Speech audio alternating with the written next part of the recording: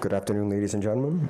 We are pleased to continue with the next session, Differentiating for Success, the Power of Marketing in Fintech Startups. Please welcome our moderator, Kimberley Waldron, co-founder of SkyParlour, who will now introduce the rest of the panelists. Kimberley, the floor is yours. Thank you, and thanks to, is my mic on okay? Thanks to everyone for joining us. We've got quite an intimate group here, but I think we've still got a lot to cover, so thanks everyone. Quick introduction to my wonderful panel. I have Harry Luscombe, who is the CEO and founder of a bank payments platform, Boodil. Amanda Lieu from Director of Brand Product Marketing and Growth at SEON, and Romain Bonnet from Principal at Rival. I think from a marketing point of view, this is a pretty important topic. I mean, in fintech, finance, decentralized finance, it's been something of a boom town. The focus has been on investment, growth, and market entry has been somewhat, some would say, a low barrier. But right now, we're moving into an era of activation. We need to see customers using new financial services, new currencies, and the pressure's on. For 2024, the pressure is really on to make sure that we're using services and we're showing a clear growth pattern and path to profitability. So today, we're going to be focusing on the learnings of Boodil, which is a fairly early stage fintech, SEON, a fraud prevention specialist who had a very impressive 94 million Series B last year, and Rival, a growth marketing agency who, as well as supporting growth in the financial services space, deals with some of the most well-known brands in the world. So we've certainly got a wealth of talent and experience in here. So I'm gonna come first of all to Romain, and if as we go around, if you could tell us when you answer your first question just a little bit more about you and what you do. But coming first to you, could you tell us a little bit about Rival and why you exist as an organisation? Yeah, so hello everybody, I'm Rom. I joined Rival 2 months ago, so I'm fairly new to the company, but I've worked with the three founders for quite a bit before. So Rival just turned 2 this month, so it's been a very interesting growth from starting with just Eric, our co-founder, that will be there a bit later, and Jenna, and then it grows from around 20 people today. So we are a consultancy that is focusing on challenger brands, and by that we mean any type of brand that want to change the market, not necessarily fit in it.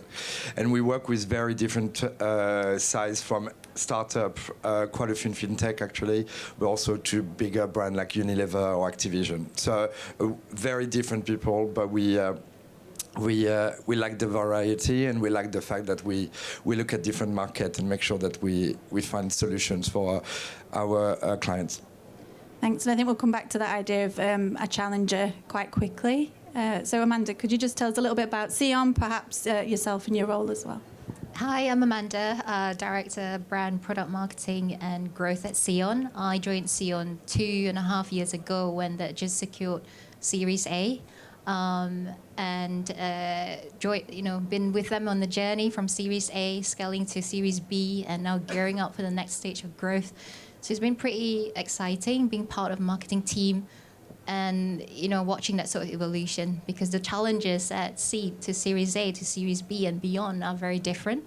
So we've gone through a lot of go-to-market changes, tactics, strategy as well, and planning for next year's growth. So it's been pretty exciting in that sense. Thanks. Harry, to you. Yep, so I'm Harry, one of the co-founders of Boodil. We are an open banking payment solution, allowing merchants to materialize the benefits of open banking whilst providing customers with a safe, seamless and rewarding payments experience. Great, thanks, great to have you all. So coming back really quickly then to Rom, I'm going to go in there with a big question. How do you challenge? Financial services is a great industry for that. We know that most of the innovation happens around disruption and improving the incumbents, shall we say. So being a challenger is particularly important. So it's a big question indeed, but I think it comes to start by knowing who you are. So we spend quite a bit of time, and we've developed the tools in-house to help startup from everything from naming to how they position themselves, how would they target, what type of customer they want. And that's a lot of work to start with, but that's something that really helped us at the beginning identify opportunities. And on the back of that, we create a strong marketing plan that really define how we want to shift the market. And by shifting the market, it will come usually from either the type of platform that you're using, but mainly also on the type of messaging that you're going to have in place. So it's really making sure that we understand who you are, understand the market that you are in. And one personal advice that I like to give is a very strong data usage. So I'm probably going to repeat quite a bit about it, but I think for FinTech, it's quite rare to have people that use the data as soon as they can. It's such a busy world, you have so many things that you need to do, but your data in marketing will give you that competitive advantage that you would be looking for down the line as soon as a few months after. When you start looking at how you can reach, understanding your audience will come through your first-party data, and something that you will be able to reuse very quickly to define the way you want to communicate on the market. Great, thank you. And I think you've highlighted perfectly the reason I wanted to ask Harry this question as sort of an early stage founder is there's so much to go at when it comes to setting your marketing strategy, especially when you're at sort of pre-seed, seed round. Now, as a leader, you've got a great wealth of marketing knowledge due to your own background. That's not always the case. So how do you, at this point, prioritise your thinking around developing a marketing strategy?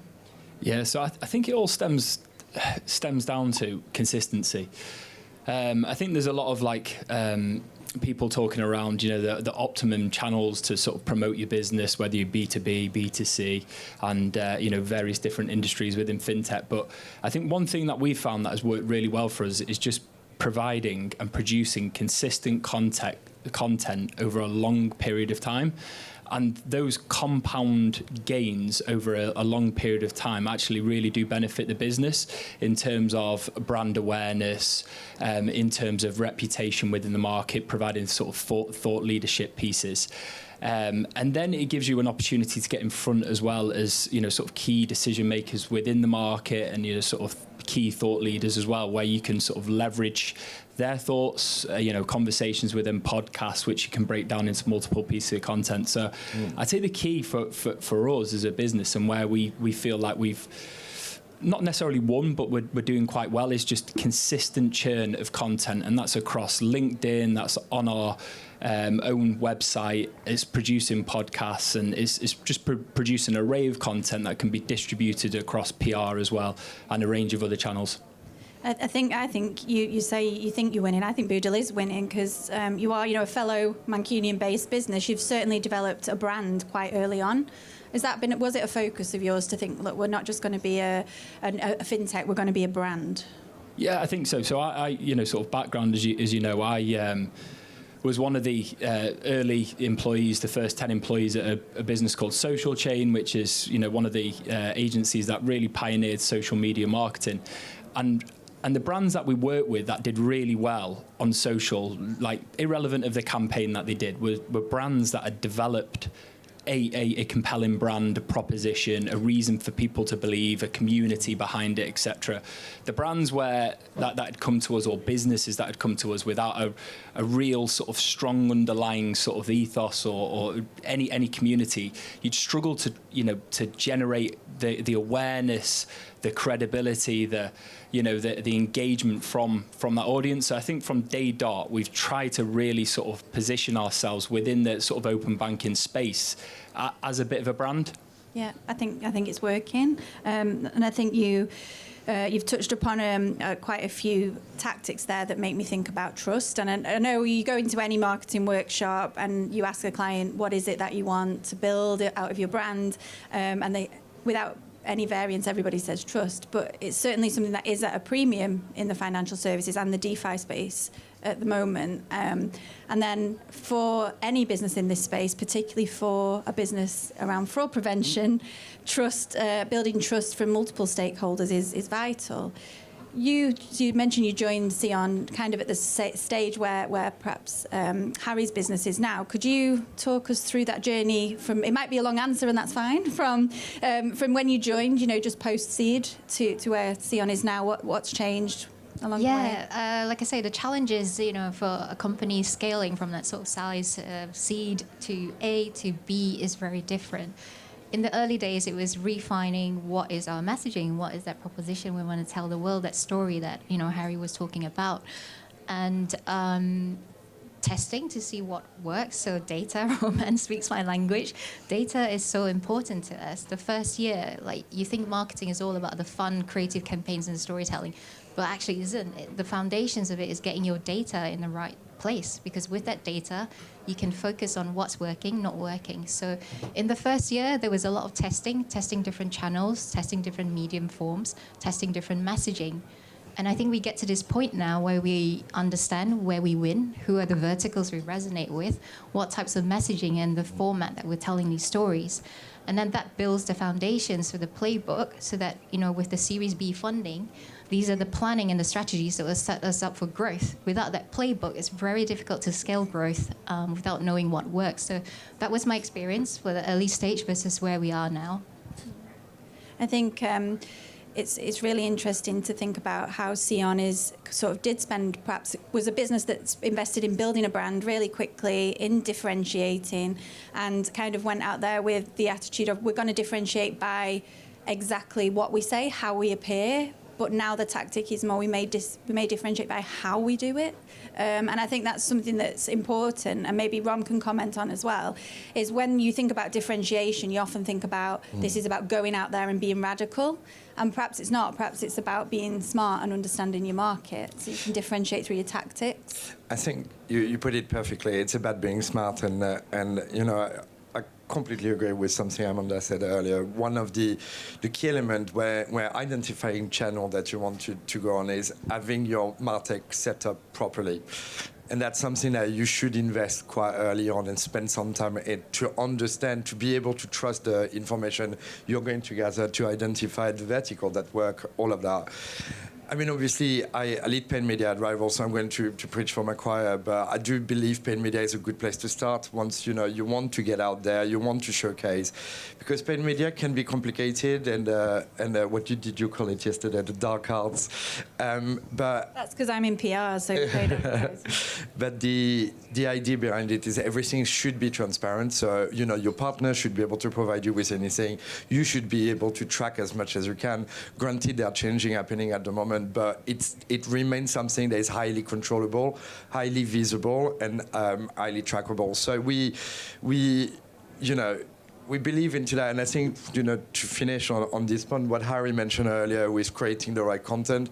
I think content can be quite daunting at the moment. It costs money. There's lots of new tools that are coming today that make it a lot easier for company to create it, either in-house or with partner at a lower cost.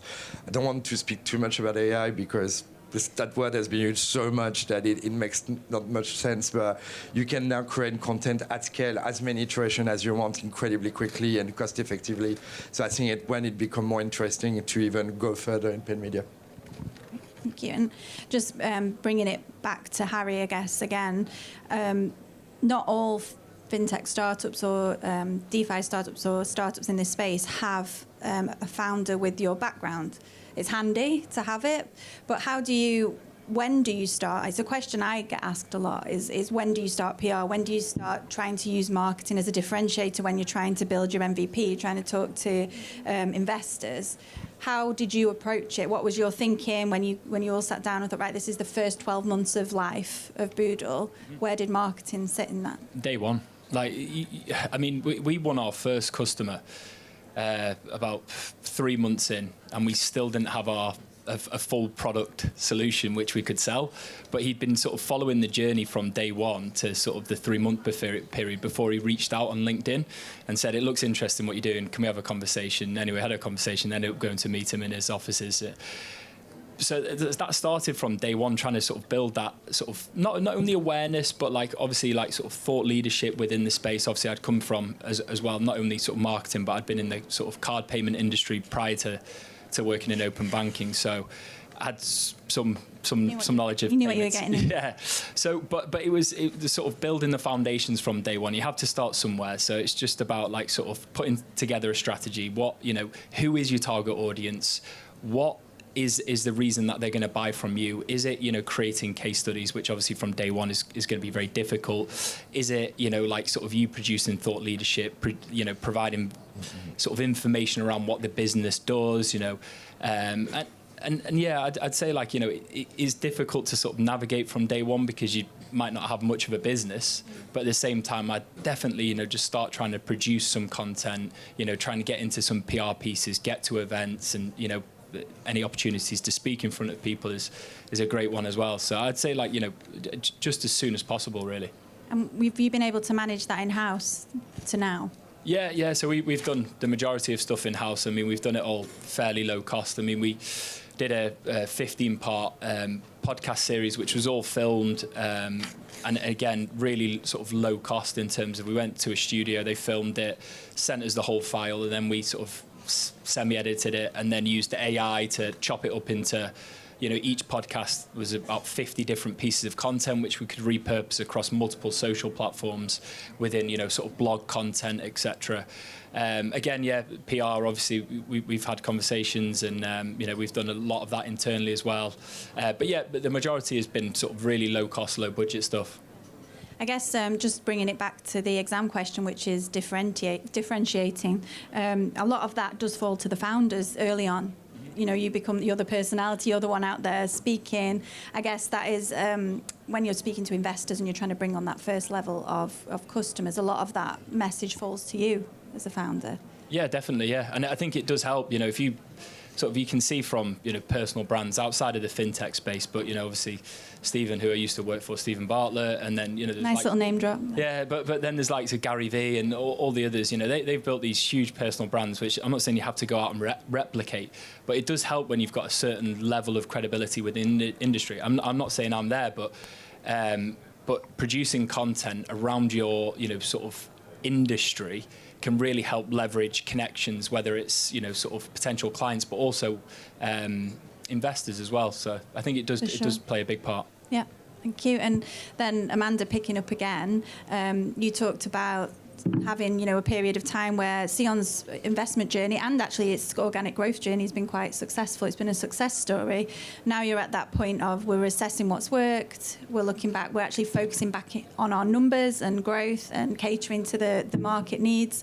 How are you prioritising at the moment? And I'm interested in some tactics around that. How actually are you doing it from, looking at the different verticals, looking at your different markets and heading perhaps for another round maybe?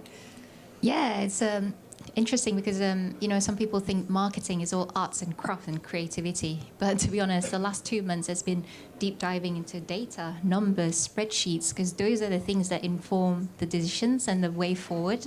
Knowing what channels are working, what are the sales cycles, what are the win rates, where do we win, what is the messaging that resonates, what are the campaigns, what are the efforts that perform well, and being able to replicate that. So that's how we've been prioritizing. We're very data-led right now. The first few years, it was experimenting, what works, what content resonates, what are the channels that work. And now it's looking back at that data to make an informed strategy and an informed playbook that we want to scale and pour more budget into next year. But we prioritize based on numbers because, that's the best way, I think. It's not just testing and seeing what works. There is some budget allocated to experimentation. I think experimentation is important as well for a marketing team. It's how we find, other ways to get the same message out in a different way. But it's documenting those experiments to get the data to then inform and scale those campaigns. And can you tell us a little bit about some things that have worked? Just some examples. Yeah, we experimented a lot, different video formats, social media, different types of posts as well. And for our target audiences who are like fintechs, we work with a lot of fintechs, they're predominantly on LinkedIn. That's what they trust. The influencers they look to, that's why Harry talks about building out your personal brand, your voice. So leveraging like the founding team, the C team, our founder, Tamash, is very well known in the industry. So when he publishes a post, it helps to get that voice out there. So LinkedIn is a channel that still works well for B2B. Next year, we're going to experiment a lot more on other things like Reddit, YouTube, TikTok. I know people laugh when we bring up these channels because they're seen as like it's more B2C. But to be honest, when you chat with our audiences, what are they doing during weekends, during off hours? They are browsing these channels, and these are other means and other methods to get a voice out there. I think the consumerization of B2B is a big theme we're going to see next year, especially as you say, one reason being it's quite a busy marketplace that we all operate in. You know, tech itself and fintech, and specifically fraud prevention, it's a busy place, lots of media, lots of people building their personal brand. So we will see, I think, a bit more of that treatment of B2B customers as if they are consumers and their needs being met, and hopefully some improvements around UX as well in marketing. But Rom, how do you differentiate then in a busy marketplace? How would Rival approach a new customer if you guys were to work with Boodil? Again, I know Boodil definitely has its differentiating points, but in a busy marketplace, essentially sort of in payments and loyalty, how do you enter a market like that that's busy? I think, Harry said it perfectly. Rival, we are quite similar with you in the idea of content. So our CEO has a podcast that we are really rigorous with. We have Roundtable that we create content from. We have a WhatsApp group that, with loads of marketing leader on it. So, this idea of creating a content that is actually useful for the people that you are talking to will differentiate straight away, because you will have a lot more impact and a lot more engagement that will come naturally from it. I really liked what Amanda said. We work from one of our client days where an HR tool, we've tried those platforms that are normally considered more B2C than B2B, and actually we are getting some really interesting results, because in terms of scaling and in terms of costs, they are sometimes a lot more efficient. So even if your engagement rate is that not Rival GPT you're talking about? So, You're talking about your... Yeah, we have a tool that is designed for those elements that we discussed called Rival GPT. But when you see the cost of a CPM on LinkedIn and you compare it to other platforms that will have a lot more scale, but will have less engagement, the math behind it is actually quite interesting. So I think sometimes an unexpected message on an expected platform could be a really interesting way to get your message a bit further. But we really try as a company to put ourselves in the, we advertise the way we want to advertise for our partners, and we really try to, have a thought piece that, research that actually, we've worked a lot of time on, that we publish for free, that is accessible for everybody. I think this idea of, it's an old idea, but the idea of respect, the idea of transparency, and the idea of creating a content is actually accurate, true, and easily available for everybody will give you that extra push that you will need when you're doing your marketing online anyway. I think you touched upon a point there that we didn't talk about actually when we were preparing for this session, but I think it's really important, is how the feedback from your marketing activities might inform your product strategy or your market entry strategy for different regions. So maybe, Amanda, you could talk a little bit to that. Along the journey for SEON, still a relatively new business, but growing quickly, what has your marketing failures and successes taught you about product and growth? I think number one thing is listening to customers. I love talking to customers because they are the voice that shapes how you do your content, what channels you use, what are the important features in product that we should be prioritizing. So this year we've been doing a lot of that as well. A lot of in-person has been working well, building these close-knit communities made up of our customers, in-person dinners where we can hear from them, and we get feedback to say, hey, I really like that article, I shared it in my team, or oh, I was listening to that podcast and it was really interesting. And you dig deeper and you find that they'll share a lot of insights which challenges your assumptions. You always think like, okay, maybe this feature or this type of content will actually resonate better.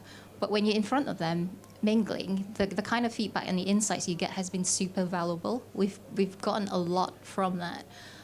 Product-wise, when we think, okay, there's certain features we're going to build, but forming that alpha, beta panel made of customers, they shape how we eventually deliver that specific feature. So next year is going to be a more concentrated effort doing these in-person events with the customers, giving them voice to influence the roadmap. And I think that is the way to build things forward. You want to build things that the people will be using.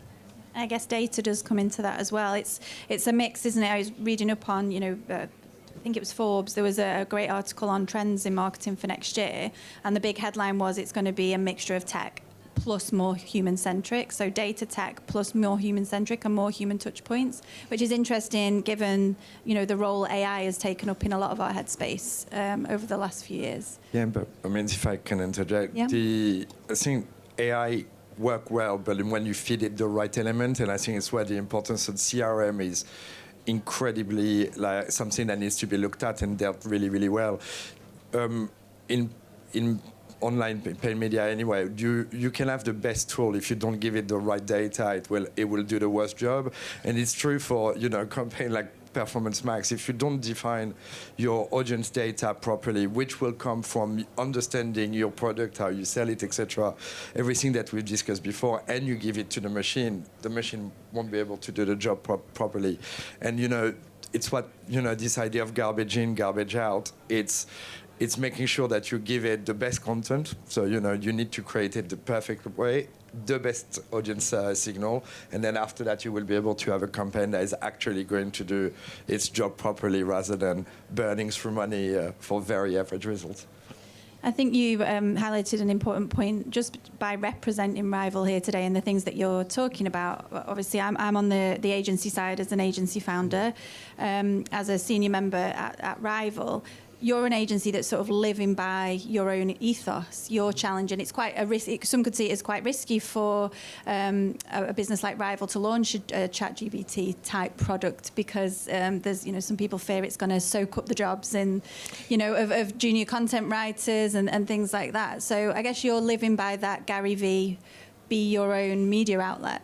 Yeah, it's exactly that. So I was talking with our CEO this morning, and we don't do marketing for us. When we're looking at how to get the company out, we actually consider it to be media. So it's about that creation of content again that we come back to, like what we have Zag Out, etc. All those elements online. But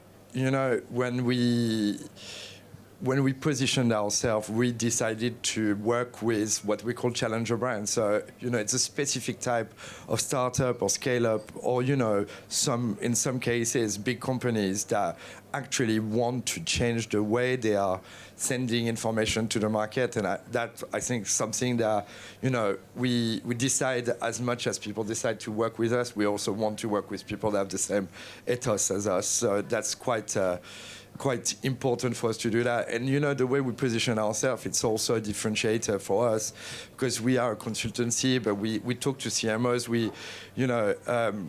Eric, our CEO, always referred to it like we try to be McKinsey for CMO with that specific marketing view that is, going to help you direct the decision you're making internally. So we really try to shift that message for us anyway. And you deal with B2B and B2C Correct. brands, and is that the same across? Is the approach similar? Obviously, there's some obvious differences, but it's interesting because there will be some common rules that will apply to both of them. I think sometimes B2B, B2C is not as important at the way the vertical are divided. I think, for example, retail in comparison to fintech will adopt certain things a lot faster.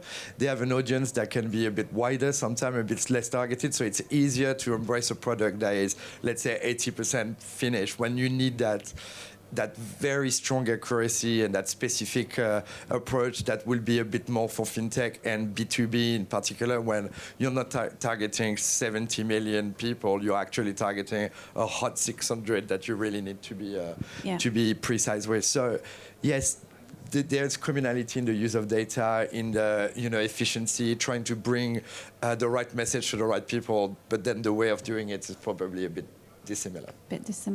And then, Harry, coming back to you and Boodil, again, we've said early in the journey, but you've gone straight in there with a marketing strategy, delivering it yourselves. You are targeting, you do have two audiences. You are targeting end users and B2B, but you will B2C, but you also need to speak to merchants, to your B2B audiences and potential partners. How are you planning on doing that through marketing? Yeah, so I think it depends on the channel. So, for example, we spoke about LinkedIn. The majority of stuff we do on LinkedIn is targeted towards our clients or the businesses. That content is very much, trying to be, sort of a thought leader within the space, providing relevant context to what we're doing as a business and things like that. Whereas, use channels like Instagram and TikTok, potentially to engage a younger audience. I'm not saying that, younger people can't be buyers within companies, but, a lot of the demographic we work with are that sort of 20 to sort of 35-year-old, understand, sort of new payment technology and are sort of open to testing new technology when it comes to sort of checking out for a purchase. So the content we produce is completely different, but at the end of the day, we don't really define it. I know it sounds a bit like sort of wanky, but B2B or B2C, it's just like there's a person at the end. What does that person, what content, what pull is needed for that person to either engage with our business or to sort of purchase from our business, and if it is another business, obviously they want the trust, the credibility aspect, that it's a reliable source, that there's case studies around it, there's reviews around it, they want to sort of understand all the solutions that you have as a business and how they could implement this technology within theirs. And then from a consumer side of things, obviously they do need to understand, what the technology actually does, the places that they could use Boodil as well.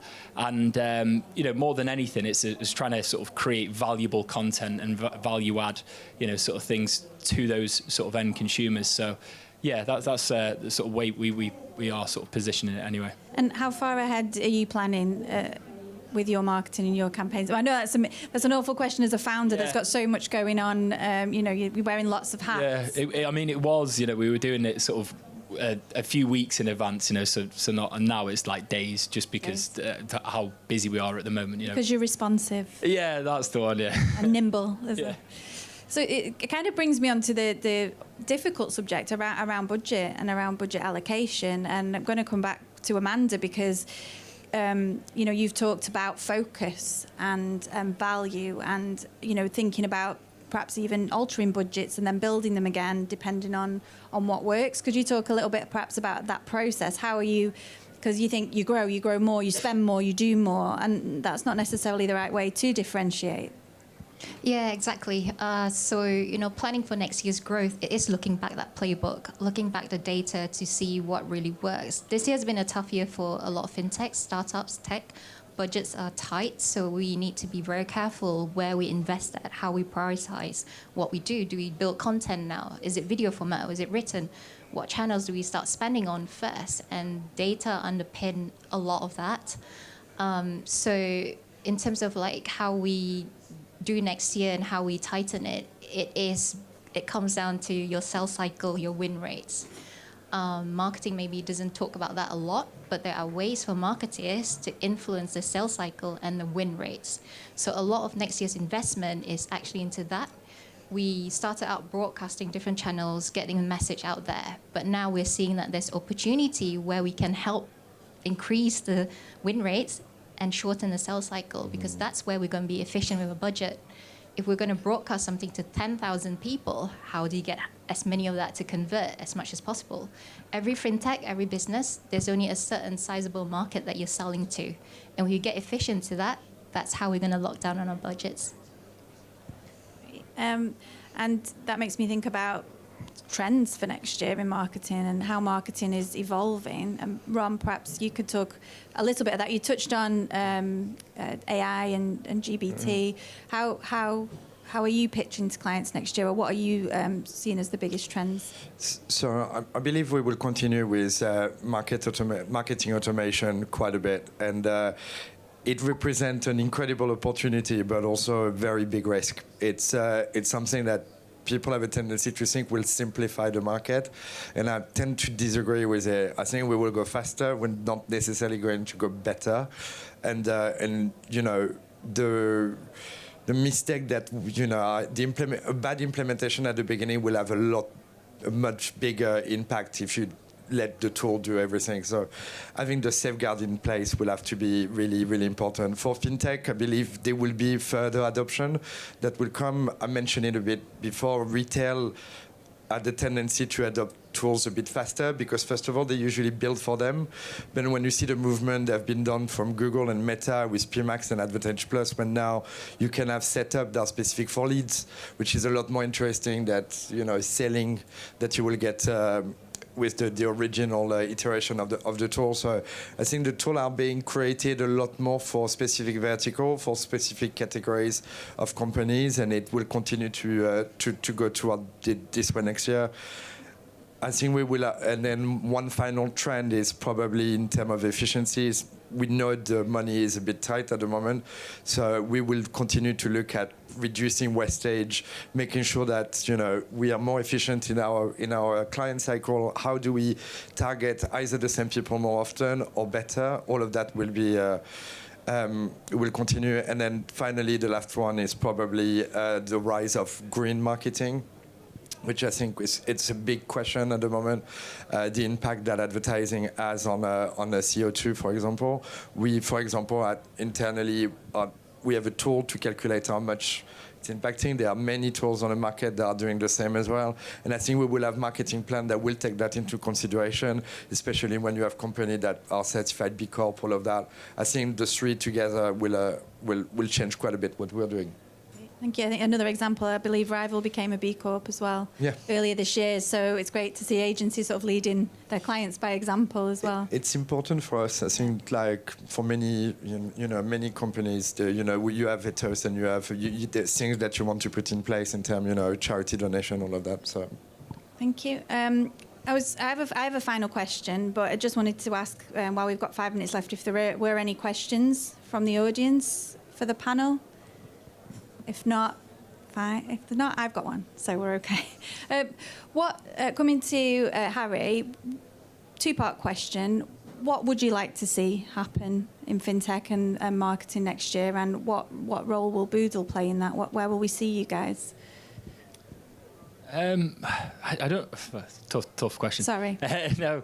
I don't think there's anything particularly we are like sort of looking out for. Obviously, there's this big emergence of AI, and we are utilising it in parts within the business. In terms of, I mentioned earlier, the podcasts we produce, they're all filmed and recorded. Once we, push them out via sort of long form, then we use an AI tool to chop those up. It adds subtitles. It's brilliant. It saves us many hours and then we can distribute that across multiple channels, which is a great way to produce, hundreds of pieces of content in a very short period of time. So AI is great for that. And then you've got, actual producing written form content, blog posts, etc., and things like that. Obviously, it's only as good as the content you put in there. So again, we're going to be keeping a close eye on AI and not automating everything from a sort of a content and marketing perspective, but utilizing it in the best way possible with, sort of human resource combined. And, sort of aspirations for Boodil, I think we just need to be more consistent. I know I said it at the start, but I think the more quality content you can produce and push out, the bigger the opportunity you have of being seen within the market. I think long gone are the days of, sort of one-off viralities and going, sort of mainstream just on one piece of content. Now it's about a consistent play over a longer period of time. Yeah, I totally agree. So we're going to see much more of Boodil then next year. Maybe Amanda, you could tell us. We've seen SEON in a lot of places. What trends will you be following next year? What are you focused on, and where will that place SEON in the market? Yeah, trends are a funny one. They always come and go. I know the AI wave. I'm getting the team to jump on that as well, because there's certain things where automation helps them be more efficient at what they do. But it means that it should free up their time and space to think about what is the point of view, what is that brand point of view that we can build stronger across all our collateral. So I'd love to see, smarter use of AI. How can we automate some of this stuff so that our mind space is spent on more strategic things? I'd love to see more conversations around marketers that actually drive revenue. It's not just about driving leads, but how do you influence sales cycles and win rates? Those are the important things. Like, revenue is the North Star for any business. I'd love to see more marketers talk about that.